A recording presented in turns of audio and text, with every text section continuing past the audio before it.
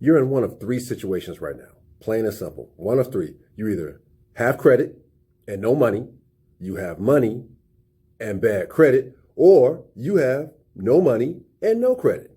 Either way, you're normally in one of these three situations at some point in your lifespan. And that's okay. When it comes to buying a home, it is okay. What I'm going to tell you about is really simple. Don't rush the process.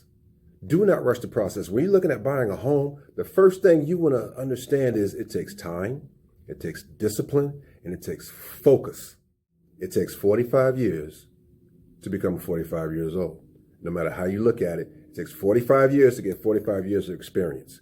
It doesn't matter if you, back then, if you were at 20 and you say, oh man, I wish I'd have had the knowledge I had now back when I was age 20. Let's keep it real for a minute. Even if you did have the knowledge, if I had this knowledge now, as a 45-year-old man, at 20 years old, I wouldn't know what to do with it the right way. I wouldn't have the mental stability, the discipline, the emotional stability that I have now as a 45-year-old man to operate at the age of 20 with this knowledge. I wouldn't be able to use it effectively. So even if you say, man, if I'd have had this knowledge back then, I would have done some things different. You may have, but you wouldn't do the things that you need to do now. And I bring that around to say this. Don't rush the process. If you have credit issues, but you have money, then you need to work on your credit. Plain and simple. Take your time to do it right. If you have credit and no money, then you need to work on your financial skills when it comes to when it comes to putting money away, saving that money, whether you need to invest that money for a period of time.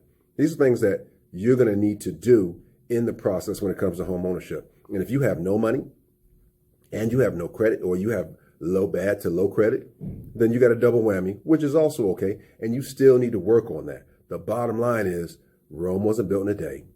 Neither will your journey to home ownership take 30 days. It's not going to happen unless you've already been working on your credit and getting you at a minimum of 640 right now in this market. You have at least a 640. And if you've been working on it, you should have more than 640, honestly. And if you already have money put away, anywhere between 3 to 6 months of whatever your prospective mortgage payment will be.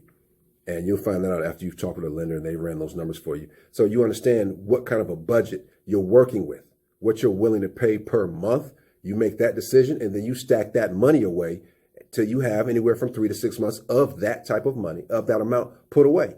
But you know what you can afford. You know what you want to pay. Then you start focusing and moving in that direction. Bottom line is, don't rush the process. None of these things are going to be instantaneous. This isn't a microwave process. It's going to take time. It's going to take focus. It's going to take discipline. It's going to take money management.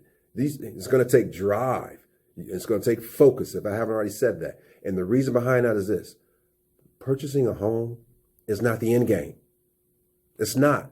Your focus, your objective is not just to become a homeowner. That's not your focus. Your focus is to become a homeowner and stay a homeowner.